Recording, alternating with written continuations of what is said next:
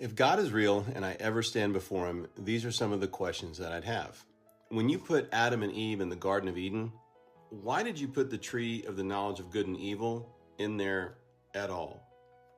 Did you want them to fail?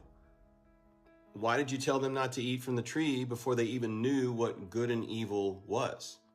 How were they supposed to understand the seriousness of disobeying you before they even had the knowledge of good and evil and even knew what disobedience could possibly mean? Look, when I had children, we baby-proofed the house. We didn't put something dangerous and deadly in the middle of the room and then tell the kids not to touch it. And as far as the serpent is concerned, why allow the serpent in the garden at all?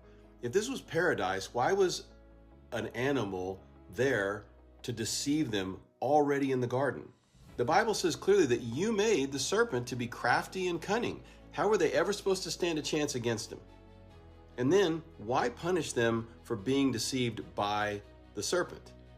And then, why should every single human being born after them inherit suffering and death and separation from you because of a single moment in a garden that none of us ever saw and none of us were a part of?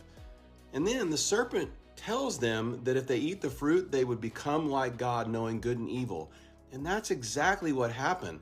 Why does it seem that the serpent was the one that was actually telling them the truth? Look, if you knew this was the one moment that would shape every single life, billions of lives that came after it, why make all of human suffering begin right there in the garden?